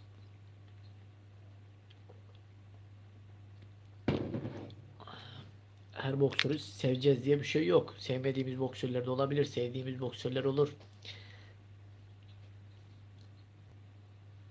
Tabii sevmediklerimizi kenara koyuyoruz, yolumuza devam ediyoruz.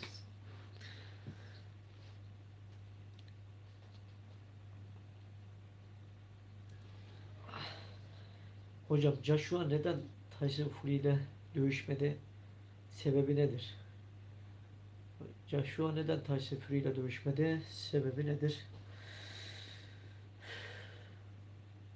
Ya aslında Joshua Tyson Fury'yi istiyordu. Yani Tyson Fury ile dövüşmek istiyordu. Büyük bir ihtimal bu Usyk maçından sonra Tyson Fury ile dövüşecekti. Ama işte Tyson Fury de Dillian Whyte ile dövüştü. Sonrasında emekli olacağını duyurdu. Artık daha da olmaz herhalde ya. Ama belli de olmaz yani. İkisi arasında her an bir kıvılcıma bakar. Bir kıvılcım çıkar. Atışırlar.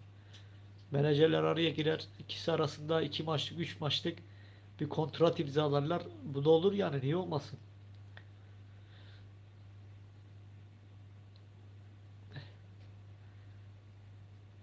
Hocam UFC maçlarını da takip ediyor musunuz?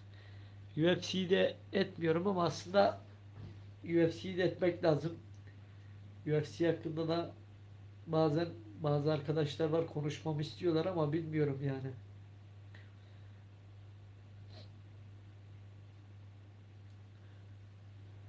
Bilmediğim bir şeyde de ne konuşacağım yani. Benim uzmanlık alanım bu. UFC ile ilgili ne diyebiliriz yani?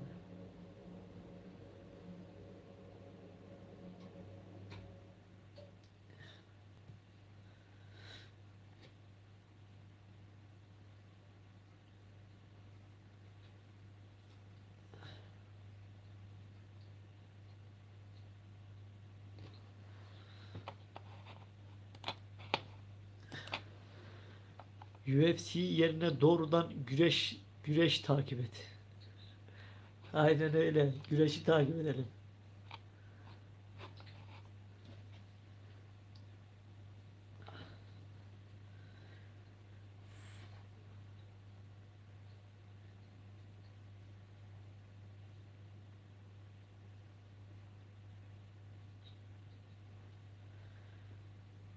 Şimdi arkadaşlar, şimdi şöyle bir şey oluyor. Herkes bir kemer alıyor. Herkesin elinde bir kemer var.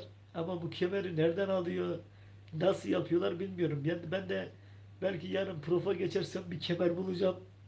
Bir yerden bir kemer alacağım. Bu WBC, WBO, WBA yazıyor ya, yani bu kemerlerden alacağım. İşte ben de kemerleri açacağım. Bu da benim kemerim diyeceğim. Yani buradan İngiltere'ye gidince böyle bir şey yapmayı düşünüyorum. Ben de bir reklam yapacağım yani. Bu kemerleri bu millet nereden alıyor? Hangi ara alıyor? Kaç maç yapıyor? Yani bu kadar basit mi? Hala anlayamadım.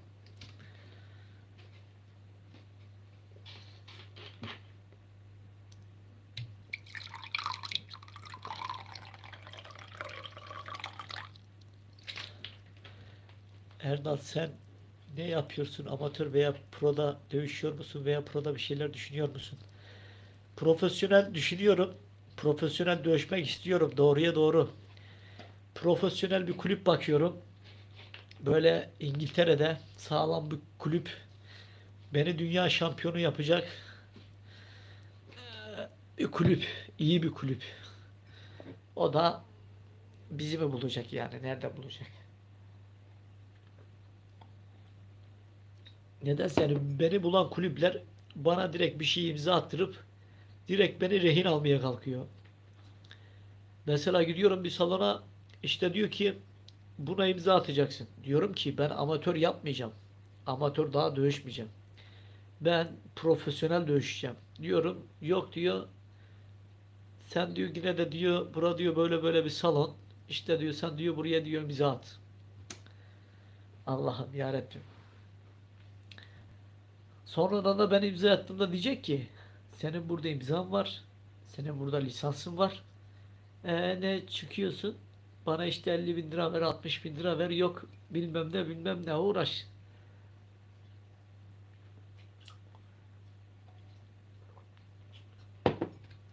Ben söyledim arkadaşlar. Yani ben de amatör olayı bitti yani. Ben bu saatten sonra amatör olayının bitmesinin sebebi Türkiye'de bitti yani. Yurt dışında belki bu kulüp olur, orada dövüşebilirim. Bunların sayesinde, şu anki yönetimin sayesinde ne yazık ki amatörü bırakmak zorunda kaldık. Yani ben değil, benim gibi birçok kişi bu şekilde. Yani bundan sonraki süreçte prof yapacağım. Dövüşürsem. Ha, ne kadar dövüşürüz? Zaten yaşımız var. 36 yaşındayız. Belki bir 3-4 sene dövüşüp o da para için dövüşürüm. Yani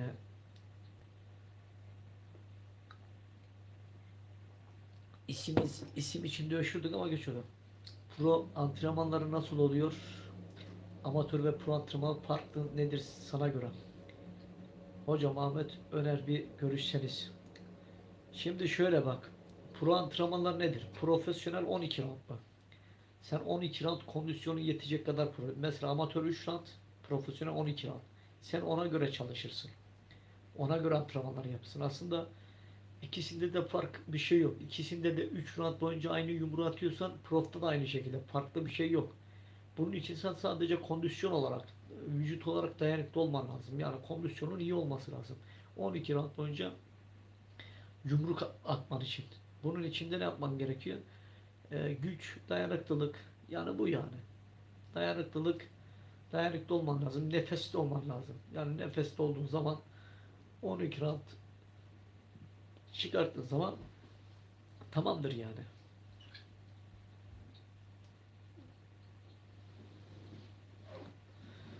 Babanım da aslında benim baba arım değil de Eddie Hearn'ü seviyorum yani. Eddie Hearn'ün menajerim olmasını isterim şahsen. Eddie Hearn iyi bir menajer. İyi bir menajer.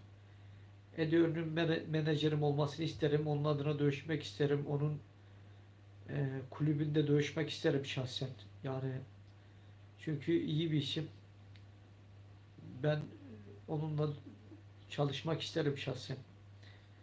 Bir yolla yürümek isterim. Tabi babarım da aynı şekilde. Babarım da iyi bir menajer. Yani onlar da olsa prof yapılır yani. İnşallah yani bakalım. Her şey nasip kısmet. Bakalım işte hedefimde bir İngiltere var işte bakalım. İşte biraz bazı şeyler düzeldikten sonra bir İngiltere'ye geçeceğim. 36 yaş 36. Hocam şu an prof yapabilir misin? Yaparım. Prof yaparım. Aynen dövüşebilirim.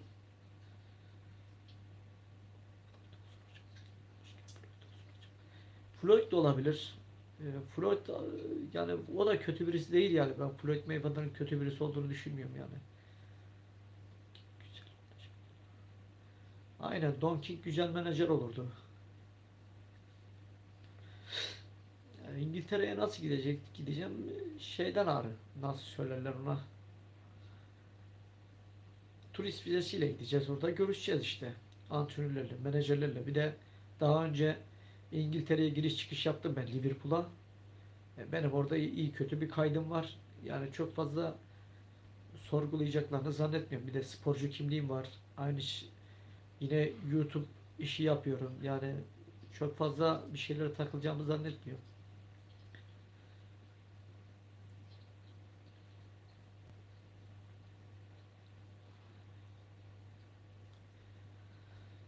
Evet, İngiltere'ye gitmemin sebebi zaten oradaki menajerlerle görüşeceğim. Prof kulüpleriyle görüşeceğim. İyi bir kulüpe ben de yurt dışına gitmek istiyorum. Bakalım umarım başarırız. İnşallah yani. Bakalım. Bir iki üç sene dövüşsem yeter bana. Yani güzel bir spor salonu açacak. İşte dairem alayım, arabam alayım. Yani ufak tefek şeylerimi yapasılık kadar güzel para kazanacak bir şeyimi yapayım yetiyor bana. Para kazanayım yetiyor bana. Zaten hayat kısa. Yani ölüm elinde sonunda bize de gelecek yani. Bu yüzden çok da fazla bir şeyleri zorlamaya gerek yok.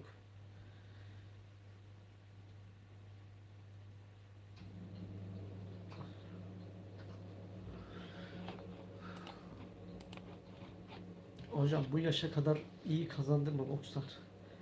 Bokstan kazanmadık ya. Bokstan Türkiye'de yaptığım için kazanamadım. Yurt dışında olsaydım belki şu anda 20 yaşında İngiltere'de boks yapıyor olsaydım şu anda minti milyarderdim yani. Belki altımda Porsche, villa, yani yatımız, her şeyimiz vardı. Ama ne yazık ki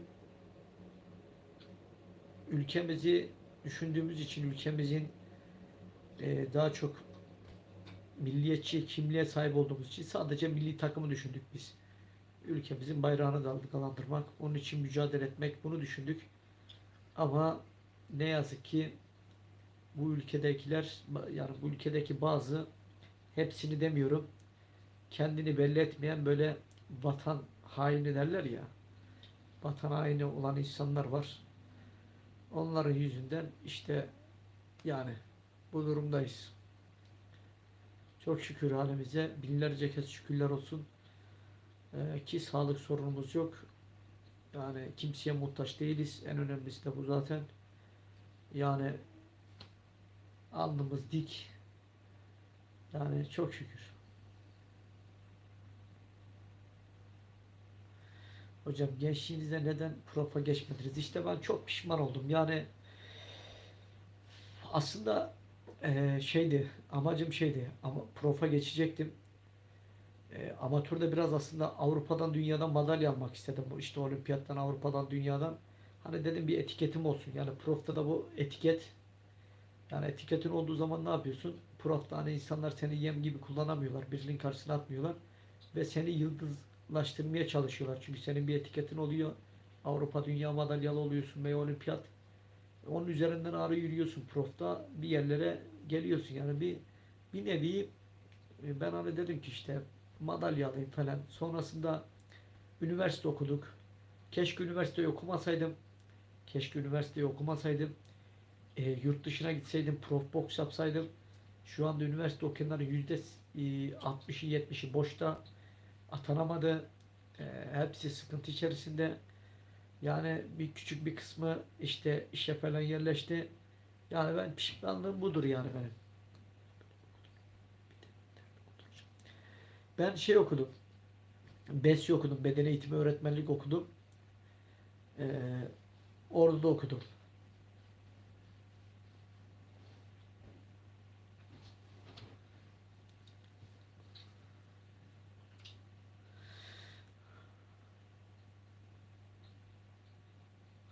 Sağlık olsun. Antrenör olabilirsin. Aynen öyle. Bakalım işte. Antrenörlük yapacağız. Aslında benim sporculuğumdan antrenörüm daha iyi geçecek. Aynen yani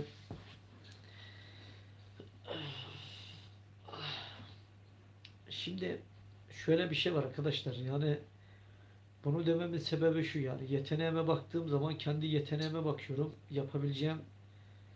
Yapabileceklerime bakıyorum. E, Yani bunun üstündeyim ve bulunduğum konuma bakıyorum. Hak etmediğim bir yerdeyim. Tamam, her halimize şükürler olsun ama daha iyi yerlerde olabilecek e, biriyken, böyle yeteneklere sahipken, o akla, o fikre sahipken bulunduğu yerin bir aşağısında olmak insanın bir yerde ağrına gidiyor. Bakıyorsun mesela senin yarın kadar boksu bilmeyen insanlar işte dünyada bir maça çıkıyor. Bir bakıyorsun dünya kadar para kazanıyor. Sen de işte yani şu an onların bulunduğu yerde bile değilsin, yani konumda bile değilsin. Bu da bir yerde eee, acı mı desek, yani anormal bir durum mu desek, ne desek bilmiyorum. Balık bile gölüne göre büyür derler Erdal Hoca. Harcandık buralarda. Aynen öyle Barbarossa. Yani şimdi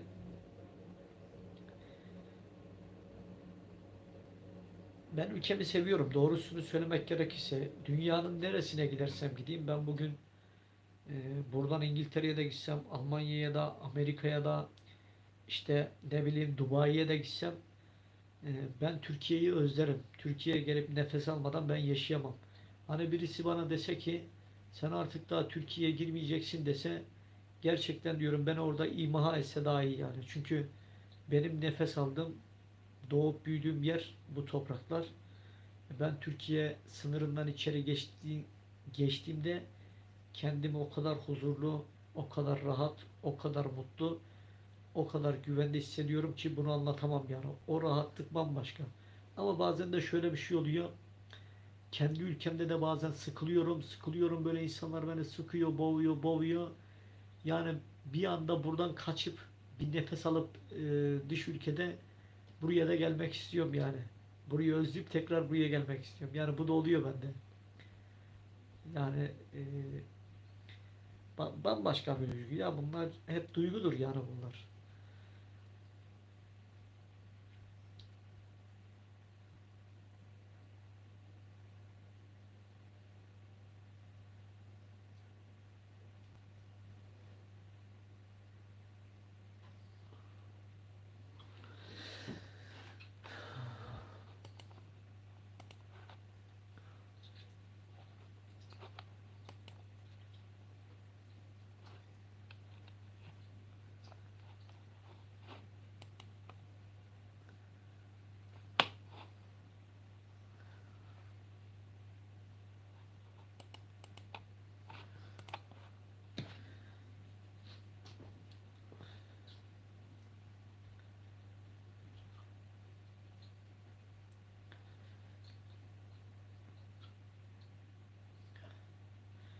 Hocam gençliğinizde prof olsaydınız şimdi bayağı iyi olurdunuz herhalde. Gençliğimde prof olsaydım buna emin olabilirsiniz. O 20 yaşlarda yani şöyle Ukraynalı antrenörle çalıştıktan sonra e, onun o gösterdiklerinden sonra profa geçseydim çoğunun canını yakmıştım. Şu anda da belki de Canelo, Gennady Golovkin gibi, işte Joshua gibi benim de ismim dünyada iyi yerlerdeydi yani, buna emin olabilirsiniz. Gonzalez gibi. Belki o Gonzalez'de o tarz boksörlerle maç yapıyor durumdaydım yani şu anda. Yani İngiltere'de böyle bir kulüpte dövseydim, e, buna inanın, o kapasite, o yetenek benim üzerimde var. Çok şükür yani bunu görebiliyorum. Maçlarımı izlerseniz siz de görürsünüz zaten. Benim kanalımın içine girdiğinizde yine iyi kötü çok iyi maçlarım yok. Orada iyi maçlarımdan bir tanesi Kübalı maçı var. Yine birçok dünya şampiyonuyla falan karşılaştığım maçlar var ama onları atamadım işte. Çekemedik, edemedik. İyi maçlar, böyle enerjisi yüksek maçlarım da vardı. Onların hepsini işte kamera yoktu bilmem ne. O ara birine rica ettik. Çek dedik, çekmedi. Yani çok kaliteli maçlarımı çekemediğim maçlar da oldu yani.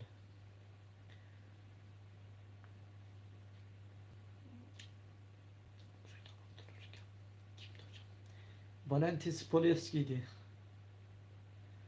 Valentin Spolevski'ydi.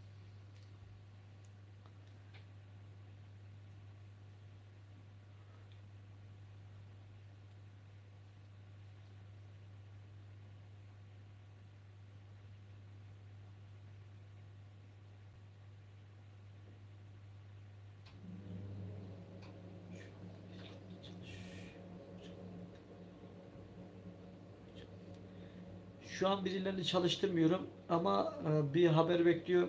Yani bakalım yani, bir özel kulüplerde şey yapmayı düşünüyorum yani, bakalım işte.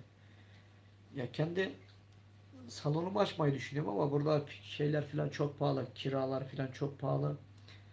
O biraz zaman alacak. Şimdi özel salonlarda e, öğrencilere ders vereceğim. Ders vereceğim. Bakalım işte. Ben diyorum ki iyi ki maç çıkarmadılar beni. Eğer çıksaydım beni Avrupa Dünya Şampiyonası'na çıkarsaydım, beni Avrupa Dünya Şampiyonası'na çıkarmadılar mı, ben ortalığı birbirine katardım hocam. Yani ortalığı birbirine katsan olacak. Onlara hiçbir şey yapamıyorsun ki. Yani onlar yine haklı çıkar, yine haklı çıkar. Bu sefer ne oluyorsun? Ukraynalı antrenör diyorum hocam. Birilerini şu an çalıştırıyorum. Yok yok, çalıştırmıyor Ukraynalı antrenörü ülkesinde. Şimdi sen ortalığı yıksan olacak. Bu sefer ne diyorlar? İşte bu taşkınlık yapıyor, işte bu saygısız, işte seni daha milli takıma çağırmıyorlar. Bu yüzden bazen de bir sporu seviyorsan, şahsen ben boksu sevdiğim için hep susmak zorunda kaldım. Aslında birçok şeyi gördüm, birçok haksızlığa uğradım. Burada da hep sustum ki hani bokstan elim ayağım çekilmesin. Hep durdum ama sonrasında patladım ki öyle böyle patlamadım yani. Allah muhafaza yani.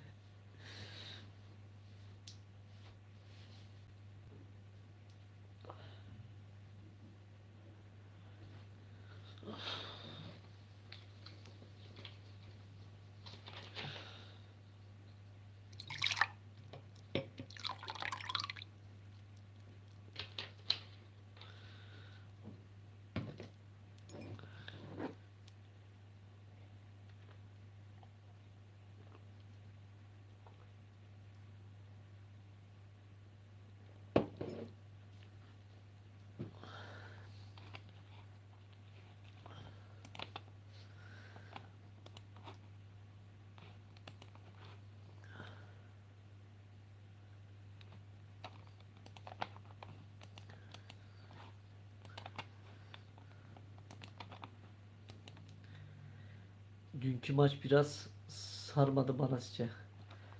Arkadaşlar doğrusunu söylemek gerekirse yani ben o tarzda, ben boksta enerji, heyecan olsun isterim yani, bir adrenalin olsun isterim yani, maçın vuran vurana, kıran kırana geçsin isterim.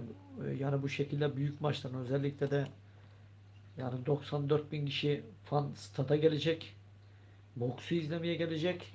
Yani burada boks çok kaliteli olması lazım. Heyecanı, enerjisi hiç düşük olmaması lazım. Bu tarzda olduğu zaman ister istemez insan soğuyor yani.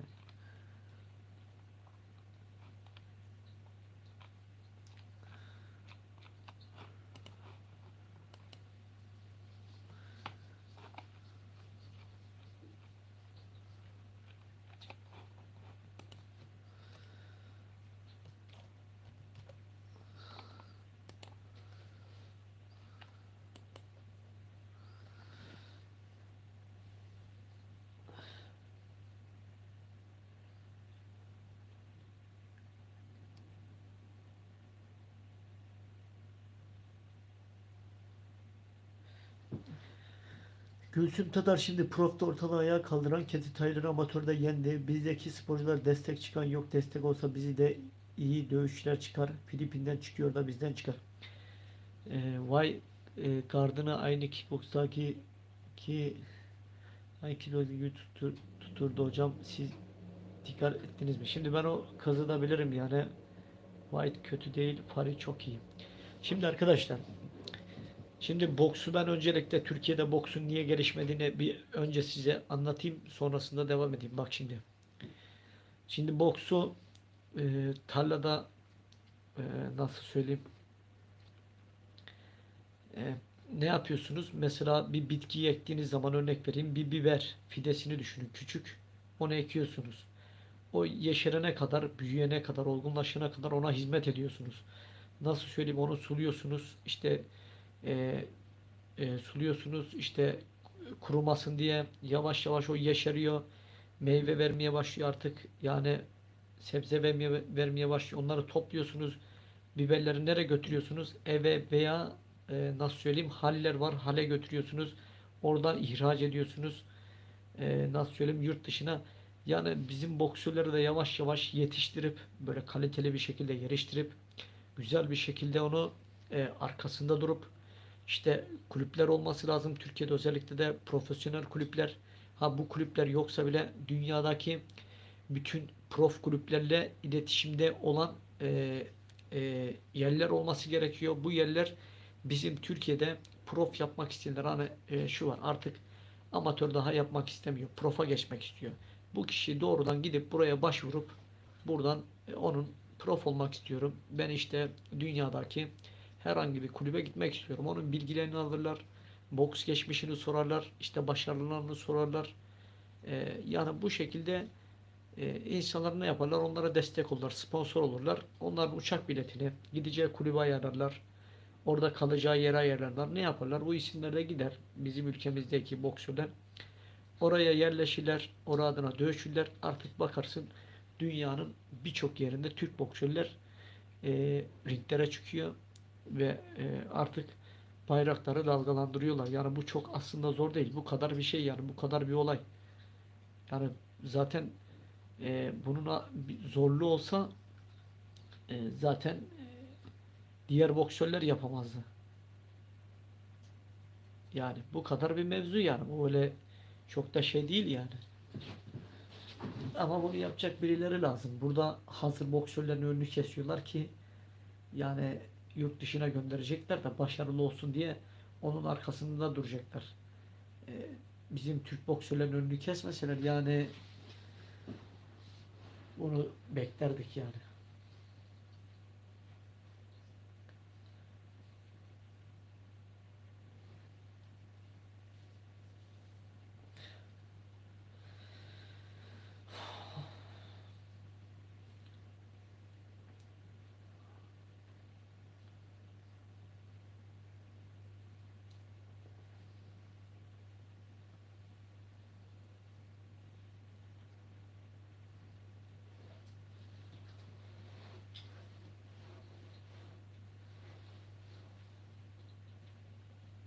Fare'nin en çok sevdiğim şeyi belleri çok iyi. Fare'nin bel hareketleri çok hoşuma gidiyor. Bellerini çok iyi kullanıyor. Tyson Fury, Onur Özdeş. Tyson Fury'nin en büyük özelliği belini çok iyi kullanan bir boksör. Yani kolay kolay yumruk yemiyor. Yani esneklik var. Bellerini iyi kullanıyor. Kilolu milolu ama bellerini iyi kullanıyor. Yumruklardan iyi kaçıyor.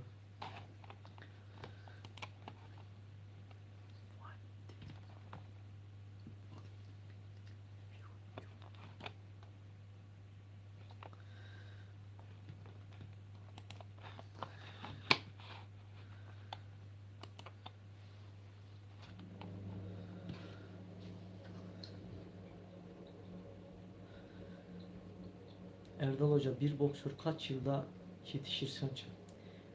Şimdi arkadaşlar iyi bir boksörün yetişmesi için onun gittikçe selamun aleyküm abi nasılsın? Aleyküm selam iyiyim sağ ol sen nasılsın? Hoş geldin. Tony Reis hoş geldin. Şimdi iyi bir boksörün yetişmesi için bu işler hep adım adım olur. Yani bir Pari çok zeki adam en ağır halimle Maça geleceğim dedi. 5 kilogram zayıf çıktı. Aynen öyle. Fury zeki bir adam. Şimdi boksta her şey aslında bir anda, hani ne derler, hızlı giden atın işte bilmem ne bilmem ne derler. Yani boksta da hızlı gittiğin zaman bir anda çakılırsın yani. O yüzden adım adım.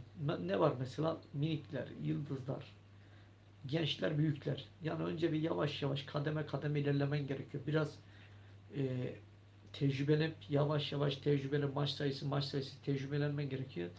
Tabii bu 5 senede de olur, 10 senede de olur, 15 senede de olur. Ama önemli olan senin boks yeteneğin, kendini bu işe ne kadar verdiğin, ne kadar çok tekrar yaptın, doğru çalışman, akıllı çalışman, maç sayın, çoğaltman, çok sparring, çok model. Seni geliştirecek zaten bunlardır. İyi boksörlerle karşılaşman.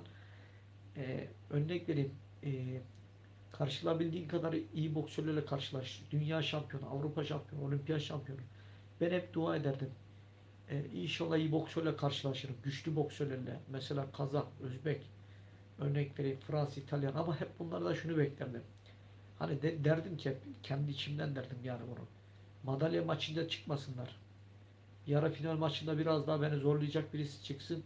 Ama final maçında ringde belki çıkabileceğim en güçlü boksörle çıkayım final maçında.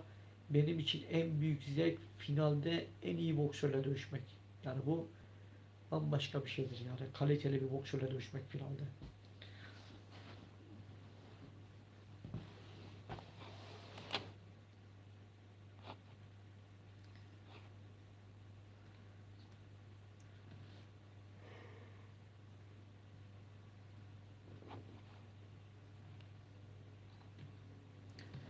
Arkadaşlar son sözleri alalım. Yayını kapatacağım. Son sözler. Çünkü biraz uykum geldi. Fatih Kocan'ı kıramadım. Yayını açtım. Özelden mesaj attı bana. İyi geceler hocam. İyi geceler Fatih Kocan. Herkese iyi geceler. Kendinize çok iyi bakın. Yine böyle ara ara canlı yayın yaparız. Özellikle de maç günleri yaparız. Çünkü normal günlerde çok fazla katılım olmuyor. Siz kendiniz de görüyorsunuz. Ama maç zamanları genelde arkadaşlar çok katılım göstertiyor. O yüzden maç günleri canlı yayın yaparız. Diğer boks kanallarını nasıl buluyorsun hocam? Takipçin az olabilir ama boksun içinden geldiğin için senin yorumların çok kaliteli, dinlemesi keyifli. Şimdi işini yapan insanlar var, güzel yapan insanlar var ama %85, %90'ı vasat, yanlış anlatıyor, yanlış bilgilendiriyor. Ama %5'lik bir kısım da var, işini iyi yapıyor, profesyonel, belki boksun içinden gelmedi ama anlatımları güzel, bazı şeyleri güzel, onları da takdir etmek gerekiyor. Yani adam, örnek vereyim, boksta 10 tane branş anlatıyor. 10 tane branşın hangi birinde sen başarılısın ki kime sen fayda sağlayacaksın? Belki yanlış anlatıyor, görüyor mesela, ama adamın bakıyorsun 14-15 bin takipçisi var, 16 bin takipçi, 20 bin takipçisi var. Şimdi buna ne diyeceksin? Yapacak bir şey yok yani. Sonuçta bura özgür bir platform. Mesela ben belki antrenman videoları, teknik videolar atmaya başladığımda bunu da herkes görecek. Yani benim anlatımlarımdan sonra ben de özellikle de patlama yaşayacağım takipçi konusunda. Bunu da biliyorum yani. Bunun için biraz da ortam, mekan, bunları ayarladığımız zaman daha güzel olacak. Var işini iyi yapan arkadaşlar var. Şey olarak, teknik taktik değil de, boks tekniği taktiği, boks antrenman olarak değil de işini iyi yapan, yani anlatım olarak iyi yapanlar var yani. Onu üzerine oturtturmuş. Yani yiğidi öldür hakkını yeme derler yani. Ben kimsenin hakkını yemem. Yani bende şu vardır. Var olan bir gerçek vardır. Var olan bir doğru vardır. Ben onu söylerim. İster bana darılsın, ister gücelsin herkes. Ama bu da bir gerçek yani. Mesela şu an boksla ilgili teknik videolar atanların hiçbirisini beğenmiyorum. Çoğunu beğenmiyorum. Çoğu vasat, yani yanlış anlatıyor. İşte diyor ki bunu böyle yapıyorsun, bunu böyle yap. Adamın boksuna baksan bir torba dövmesi var. Allah muhafaza, işler acısı yani. Kendine hayrı yok ki başkasına hayrı olsun ama yapacak bir şey yok. Tekniği anlatıyor. Boks tekniğini anlatıyor adam. Yani bu adam kendine hayır olmayan adam boksu birilerine öğretiyor. Yapacak bir şey yok. Yani bunu da söylüyoruz. Bu özgür bir platform. Yani saygısızlık yapmadığı sürece her şeyi söyleyebilir, anlatabilir. Yani ne diyelim?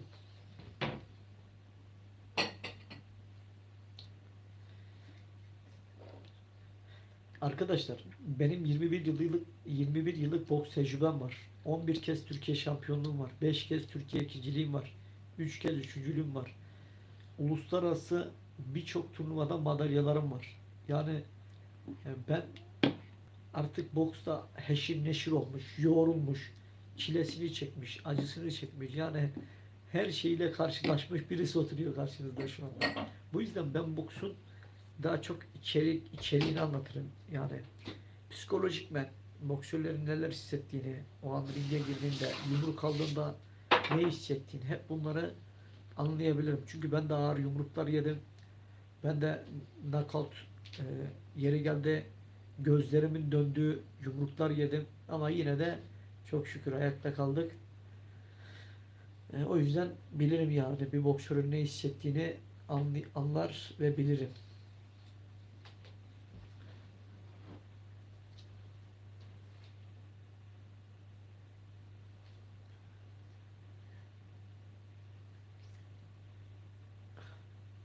İyi geceler arkadaşlar. Son sözleri söyleyin, kapatalım. Yine konuşuruz.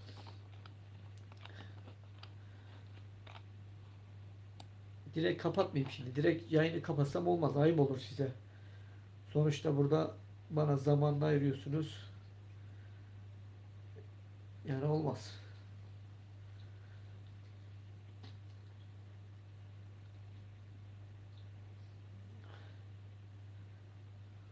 Ama benim şeylerime dikkat edin. Boksörle ilgili analiz yaparken o analizlerimi kaçırmayın. Bir de orada mesela boksörle ilgili tartışalım. Yorumlar yazın. Yorumlar yazın. İşte bu boksör şöyle.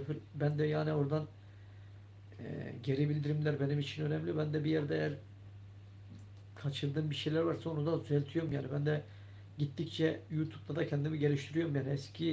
Eskiye göre şu an çok daha fark var yani. Biraz daha rahat anlatıyorum. Biraz daha nasıl söyleyeyim, işi gitgide çözmeye başladık yani. Çok şükür gittikçe daha iyi olacak inşallah. İyi geceler arkadaşlar. Kendinize çok iyi bakın. Yorum gelmiyor çünkü bu yazılarınız bana geç geliyor biraz. Hoşça kalın.